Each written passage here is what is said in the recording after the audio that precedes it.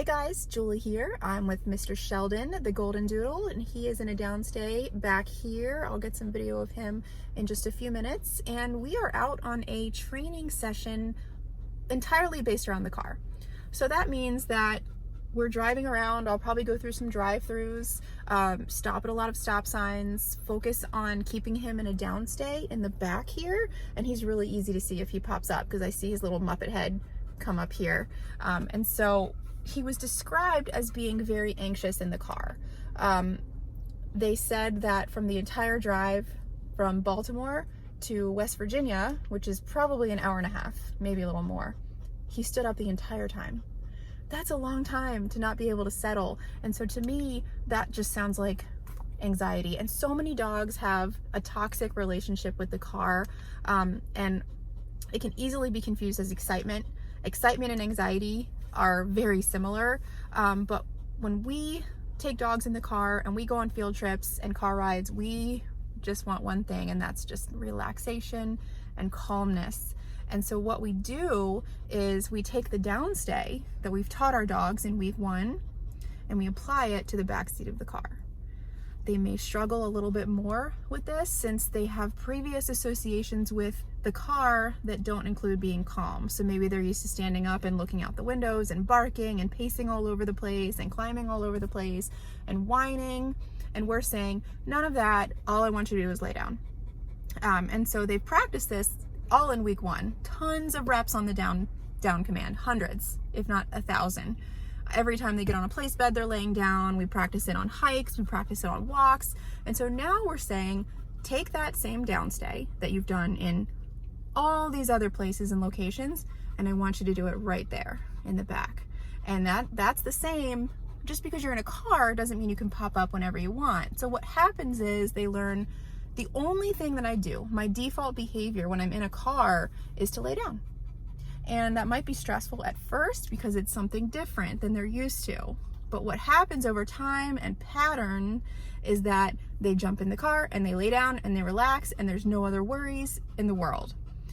But you've got to get over that hump of, well, maybe they're panting a little bit, maybe they're unsure of what to do, and it's all about consistency. So I've got my remote, I'm at a level 8 right here. And so what is happening is if he pops up, I'm gonna say no, and I'm gonna click the remote down. If he is struggling with that, I can alter my numbers to match his arousal and excitement and energy level. I really don't even look at the remote, honestly. If he's not listening to me, I'll do things with the dial and not look at the number, whatever works to get him back in that down position. And so usually with a dog that's this anxious in the car, after this first car ride of just spending 100% of my effort on keeping him calm and relaxed back there, all the other car rides after this are easy. We've heard from so many clients that car rides are so much better now, so much more manageable. The dog's not crawling all over the car, whining, barking. All they're doing is just laying back there. And a lot of times you can even forget your dog is there. That's how quiet and that's how calm they are. All right, so we're gonna keep driving. I will probably stop and get gas. I'll go through a drive-through and I will take you guys along for the trip. Afternoon, Dr. Mercado. No, thank you. What can I get for you? I'll take a small pumpkin latte hot, please. I'm sorry, the pumpkin's been discontinued. Oh. The gingerbread discontinued, the peppermint milk is discontinued, and the white chocolate. We have our new Girl Scout flavors, the Thin Mint and the coconut caramel. We're currently out of the coconut caramel. Okay, let's do a just regular latte, small. Small hot latte. Yes, please. Alright, any donuts or hash browns with your order? No, thank you. 2 by 328, thank you. Thank you. Hey guys, I'm at the Dunkin' Donuts drive-thru. As you can see, good stuff from Sheldon. Can't even tell I have a dog in the car, and that's how we like it. So we like drive-thrus because it's challenging. It's stop and go. There's a person that's going to be interacting with me, talking to me. That's a big trigger for our dogs, and we want to see what he does. I only want him to just stay laying down. I'm going to turn you guys off for a second. On your receipt's a survey, you take a free donut on your next trip. Okay? Thank you. Thank you. So far, so good. Good boy, Sheldon. I promise he's back there. we'll be doing some proof of that in just a moment when I go to Sheetz and get gas. Sheldon isn't a stubborn dog. He just simply needs to know what to do and what's expected of him. And once he knows I want him to stay in a downstay back there, he does it. He's not going to challenge me. So he's a good boy. What's cool is that I have my remote collar, which is my accountability tool. I don't have to go back there. I don't have to yell. I don't have to scream. I just say, nope, click. And because of the training that we've done, down. Can't just put this on a dog who hasn't been trained on the tool. That's an important detail. Thank you. Have a good day.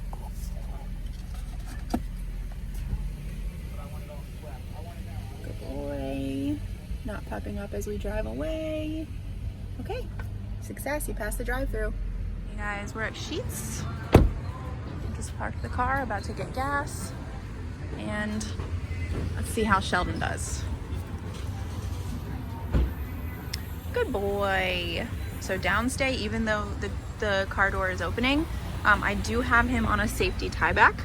Okay, so in case he does jump out of the car, I don't want him jumping out into a parking lot full of moving cars. But he's holding his downstay. Good boy. So I'm gonna give him some love. Good boy, bud.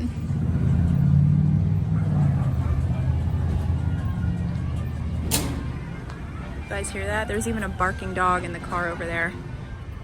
Good boy. All right, let's continue our ride. So we just got back home. Sheldon popped up out of his down, which is a very big trigger. When the car stops, parked, especially at home, they tend to pop up. And I'm going to show you how I put him back in a down. So I'm going to say, no, click, scroll up, click, down. Good. So my first click was, I don't know, I think it was at a 9. Didn't listen to that. Every time I ask, I have to go up, because if I don't go up, my words are meaningless. Okay, so my second click, I scrolled up a little bit and I said down, click. He said, okay, I'm going to listen to you now, and he's back into his down. All right, so he did really, really, really well. Driving back into the home parking lot and parking is a huge trigger for them, and the only way that we make progress is through mistakes, and they learn through their mistakes, and through my consistency and the owner's consistency, car rides are going to be a breeze very soon. Break. Good boy.